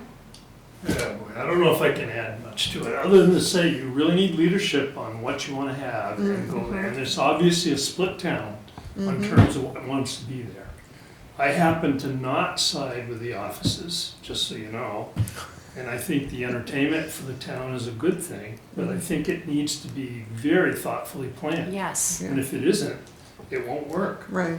And if it's the offices, I can say the same thing, it won't work unless somebody takes charge. Jim? Right. I was gonna say, this is in a polite way, we can wrap this up because that won't affect this current budget Right. that we're doing for next year. But this is a discussion that needs to happen in this next year between all of your advisory boards and groups and people determining that. And we, and John, you're right, I mean. John is right. And, Need you some know, strategic planning here. yeah, no, and that is, so that we're not at a budget session and trying to figure out what it is we Well, want to do. and I guess maybe that's why I brought it up, it's just because it's so uncertain and we don't know anything, and any warrant article that would be brought forward, what are the facts behind it? John? Every time this comes up, we say, oh, we did something 15 years ago, 20 years ago, and whatever, and it's a good history lesson, but it is an example of we spend money and then for nothing. We spend it, we research it for nothing. And I don't see that that's going to change. It's been a repeating pattern, and I don't see it changing. Well, you're on the committee, so you can say that all the time, right? So what's the purpose of this? Are we going to implement it? But anyhow, I'm going to draw this to a close. There is one warrant article for the Opera House for 20, is it 15 or 20? 15. Yeah. So what is that for? That is an annual 15,000 for, I think in this case it might be flooring, what, you'd have some idea, but I guess Lori and I were talking about that today. I mean, now that it's part of the general fund, is that really necessary, or should that be, going back to your question earlier, just part of the maintenance and annual operation? Because that is to kind of cover, you're not gonna get much for 15. Right. But I think it was the flooring is what you were Yeah. focusing on Yeah. for this next process, yeah. Yeah, so I did get quotes for the flooring. It ranged from it's resurfacing the grand hall and the wood outside of the grand hall to fix some things that have come up, but it was between $10,000 and $17,000. And I asked Lori too because I wasn't quite sure what the warrant entailed anymore, so I'm not quite sure Well, we'll leave where that to up put to it. the town manager and the board of selectmen, Okay. whether or not it's a separate warrant article or if it's pulled into the operating The budget. maintenance. So, all right, thank you, Riley. And we have one more person that needs to present tonight. Thank you, Riley, thank you for bringing that. Can I just say one thing on that? Yes. You know, you probably won't end it, but the way I look at it is, last year the people voted on the warrant article to look into what to do with the town offices. So we're obligated to follow through with this and give them a number. We haven't had anything for discussion except for back into the Opera House on the Cottage Street level. That's why I would like to kind of come up with something to present back to the people that voted for this. And that's the only reason that I'm, you know, pushing through for this is. I don't have a hat on either side. I just want, it's a beautiful building and we're not using it to its full potential. That's all I'm saying. Yeah. Whatever it happens to be in the end, I'll probably be very happy. So, thank you. In the meantime, Riley, feel free to negotiate any deal that will make us money. Make us money, yes. You got it. All right, Peter Cooper, how are you? Thank you, everyone. Thank you, Riley. Unfortunately, we're going to run over a little bit, but please forgive me. We have a lot of important business to do. I sent you a PDF of what the chamber is considering for the warrant article, and welcome. Yes, thank you. So I know your recent procedure is not to review the public service warrant articles, but this time I talked to Diane because our costs for the downtown beautification were going to go up by about 40%. And back in September, when we were looking to submit this material on the timeline that the town office needed, we were concerned that the price tag would cause the warrant article to fail, and so we looked at another option, which was to reduce the scope of how many pots of flowers we put out. We do just Main Street and not Mill Street and Saranac Street. So, and the thing that's changed is the cost of the flowers themselves. The watering is about the same, and replacement flags, replacement lighted spheres, and all the other stuff on other lines are about the same. It's our guy, Bruce Houghton, over in Lindenville, who had provided these flowers for many years, retired, told us last summer that this is the last time.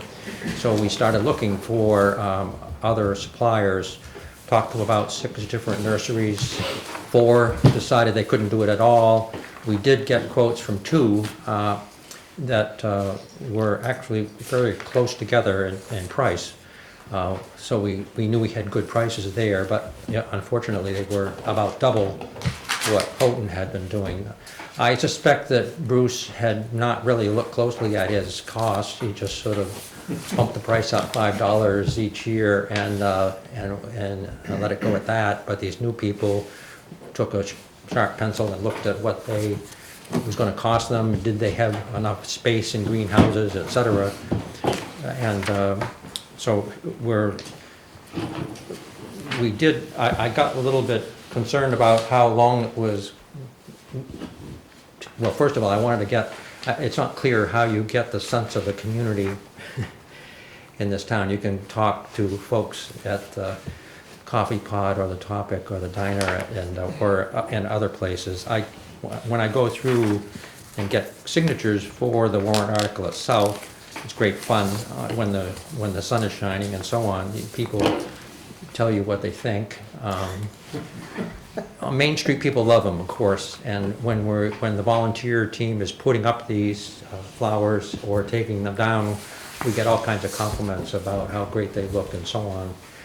And then there's people who think that it's a waste of money, and so and the proportion is about 1/3, 2/3, based on the voting of the warrant article in the past. It's been pretty consistent, 2/3 support, 1/3 do not. And so it's a pretty good, the warrant article is a pretty good way of measuring what people will think. Even though they're not downtown businesses, I think lots of people who live in Littleton like what downtown looks like in the summertime and in the wintertime, both. So Peter, what are the numbers? Well, the numbers, last year, our warrant article was $19,411. And so this year it would be $27,117. So that's about a 40% increase, and it's all in the... And we certainly couldn't do it ourselves, we're anywhere near that money. When you say yourselves, The town, if the town would put this up as their responsibility, it would cost us $100,000. well, it could be. There are some volunteers that are putting this thing up and down and so on, and Putting them up. buying the flowers, however, is a cost that either one of us. That'd be part of the job. The cost in here is the actual cost of the flowers. That's it. That's And it. also the Yeah, water. You're looking at $14,000 versus $7. Yeah. So I'm However gonna try often. and cut through and ask two questions. So last year you had 76 pots of flowers. Right. So this year it would cost about twice as much. So, the reduced scope that you're proposing to keep the Just on cost Main about the Street. same as last year is to have No. flowers only on Main Street. So, It would still be increed. It'd still be an increase, but not yes, nearly a as slight much. increase, Yeah. approximately the same as last year. My question is, how, we pay someone to do the watering, how do you anticipate the watering being the same price when it's half the number of pots and in a more concentrated area? It's true, that number probably would go down if frankly, I didn't work this middle line hard. Didn't think about that. I was hoping to get an earlier meeting with you folks to get some sense of since you represent the community in some sense, more than just the folks on the Chamber of Commerce board, the few of us that live in Littleton. Yeah, that number would go down. I have one question. When you talk about Saranac Street, are you talking about just Saranac Street to here? Or are you talking about all the way down through Mill Street as well and the riverfront? Not up the other side of the river. So you're not, currently you're just doing Main Street and then Saranac Street down by the AdMac building?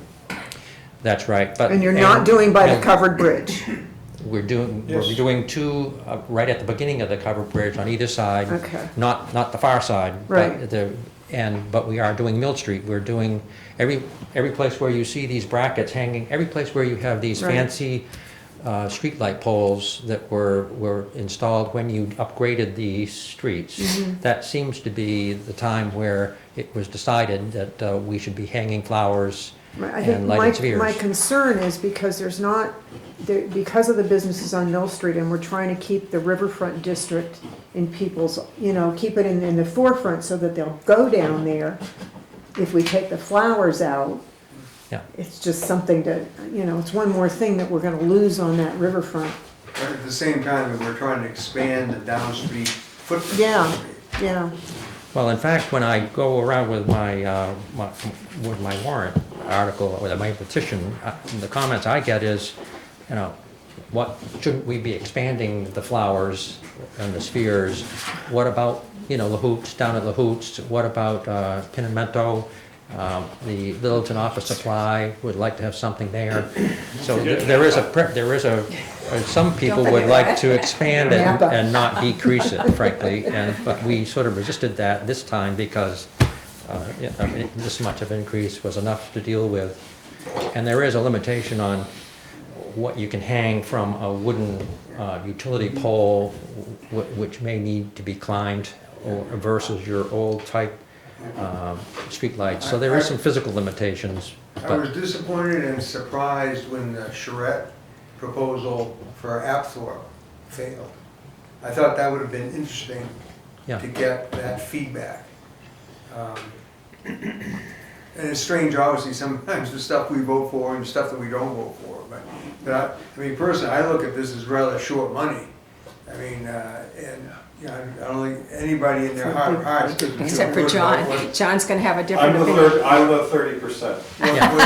What Littleton looks like at any point in the year. Especially in the summer, the Oh, flowers, yeah. it's yeah. just amazing. Yeah. So, John, go ahead. My opinion on this kind of thing is you have to have it to the point where there's a wow factor, where someone's driving through town or walking through town, they're like, wow, look at this place, there's flowers, there's lights everywhere, there's flags, what a beautiful X, downtown, riverfront, side streets, whatever you're calling it. Or you get zero return for it, because it's just expected to be standard. If it's clean and safe, people are going to like it.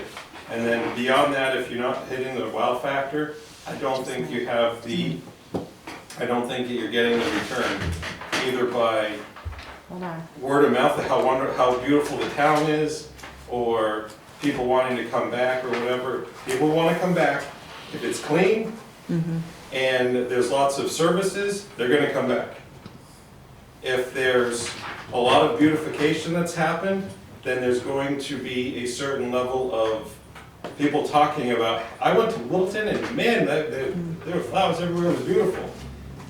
If you have a somewhat of a presence of those flowers, I don't think you're going to get that extra word of mouth, so I would say it would be interesting to see if you don't have it one year, what does it look like? Rudy? Yes, yesterday after you sent me the PDF, right, you know, I went and take a walk in Main Street. Yeah, I talked with probably 10 people that they own the business. Majority of them, they told me that in couple of years back, they used to write a check to make sure that the price was not so high, you know, for the taxpayer. What did they say about this $27,000? Everybody is against the one I talked to you yesterday. Because they say that if they go there to write a check just to supplement some of that money and not put them on a taxpayer, you know, shoulder, they will do that. That's all of them. And they said that this price over here, this $27,000 coming from taxpayer is no. Of course, you know, we're gonna have some sign and stuff like that. Well, But you got 10 different people that I heard when I went, getting my petition signed. John? So- Go ahead. Yeah, I guess in the end, I favor in full scope, to be honest, and I'll tell you why. I get a lot of feedback about Littleton from different people. I had a gig at the Mountain View Grand for a year, playing every night, on Friday and Saturdays, that is, piano in the lounge, and awful lot of people touted Littleton when I did that. And I was chatty with them. I played, but I was pretty chatty. As you would know to be. But you learn a lot, and there's a lot of people that really look to Littleton as a place to go. And you may not be aware of it. They come here, it may not be the wow factor that John's saying, but it's a not too bad factor. Yeah. I think it's a pretty wow factor myself. Yeah. Mary? Yeah, I agree with John, but I think those planters are pretty wow. Every time we drive down through town, we go, wow, those are gorgeous, aren't they? You know, so. Why don't my flowers look like it? Yeah, so. No, but I agree with you, you gotta go big or not big. That's all I'm But I saying. think they do. I think they have it, yeah. Rather than expanding the area for, you know, diluting your concentration of the beautification, I think you'd be best served to beautify Main Street And folk, you know, if you'd rather, because you have X number of dollars to spend, then people will notice that, and if you go out, and as long as the other places are clean, safe, and have services, then they'll still, you know, enjoy it. They go to the picnic tables and the grass isn't cut, but there's flowers there, that's not going to do it, and people aren't gonna care about the flowers if the grass isn't there. Parks Department's cutting grass, they're all set. Last year, the vote was 580 in favor and 289 against. And it's been consistent that way for many years. Roger, did you have a? Yeah, Peter, did they figure out how much per pot that they were gonna charge the town? Yeah, the low price was 185. Yeah. Had been 95. The previous year with Houghton was 95, the new price is 185. So it's just about double. Doubled. So I think if you put something out there for people to donate a flower pot, we can supply the ones for the Main Street, and if we wanted to expand down to the bridge and other places, that people could donate a flower pot for $185 and just put a little business card on the side of it on who it's from, and we could pick up the watering. Sponsored by, do like a sponsored by thing. You know, That's No, we not a do- bad idea. We do sell 2 pots to the Thayer Hotel. Yeah. If you notice, they have the same pot, but they pay us for that. Yeah, okay. Yeah. So there's one example of, So it's So just that would be good. That would be definitely a good Yeah. something to idea. cut the cost down for the voters, and we Yeah. could give them a smaller number. So are you saying going down to the revised amount? What is that right there? The 21,567? well, I have to have the warrant article, I have a signed petition, Yeah. 35 signatures with the higher number right now. With the 27? I would say to go with it for this year and start Yeah. planning for next year on Yeah. that. And Go with it, what? go with the proposed warrant article for total this number. year, the The total full number scope, for yeah. this year. The 27th. Yeah, and You wanna go then for next 27? year, start planning now for next year. Yeah. Yeah. Transitioning, Rudy, we're transitioning, so there we go, we're Are you looking for a transitioning. motion tonight or not? Well, I think Peter would be happy if we did, so, I'd You mean make vote to support or not? I'd make a motion to support the full request to keep the footprint as it is and do all the upgrades as necessary. do I have a Okay. second? Yes. Okay, all in favor, say aye. Aye. All opposed, any opposed? 1, any abstention, 2? And any abstentions? Oh, yeah. So, 5 in favor and 2 opposed. Thank you, Peter. Gee, that's roughly what the warrant article per Yeah, credit is. exactly. Thank you, Hope it Peter. holds Thank you true, very much. Peter. But I would like to add, I like Roger's idea, because I always encourage volunteerism. I think that's really I think that's the important. solution to I this. think that's a good And idea. obviously fairs, I didn't know that, but obviously they realize the value there. They Yeah. don't, I mean, and truthfully, you would think, I mean, we support it, and we're off Main Street because we know it's good for Main Street, makes Yeah. it good for the town. But, I mean, any merchant that's on Main Street should So- wanna have that in So front what of we'll their do is place. we'll tap Napa and Littleton Office Supply to buy Yeah, the 2 kidding, for yeah. the bridge. Yeah, but I think it's a transition that Yeah. you can think about for next year. So, I mean, there's a lot of good ideas here. Yeah. I think it was too short notice for this coming summer, so. That's true, and actually, the nursery just, Houghton would start the planting Yes. even before town meeting vote, so I would, he was at risk, but he did it every year, unfortunately. So is that the other quote that you got, was the one beside Houghton? Where the 2 quotes were, Houghton's not doing it anymore at all. anti-ash up in Bethlehem. Yeah. I've never visited there, Yeah. and then an updated over on Rocky Hill Road was the locus. Yeah. So the 2. Did you try Grimes? Didn't quite Grimes, tried Sullivan, Four Corners, Piermont, and Hicks up in Whitefield were the 4. So- And a lot of the people who called just Didn't wanna do it. most nurseries can't do 76 Yeah, pots, yeah, just don't okay. fit, so. Just a quick question, it's not really about that, but am I right in thinking that originally the businesses watered the pots that were near them themselves? That's right, and it Okay, was that's not, what I thought. not, And then it was not very successful, as Yeah. I understand it. depended on who It's like me at was. home. Yeah, okay. I was just curious. That's why I have plastic. Yeah, exactly. All It right. never goes, nobody's green. We usually have discussion. If there is no other discussion, may I have a motion for adjournment? Second? Steve, all in favor? Aye. Thank you, Peter. Helpful, thank you.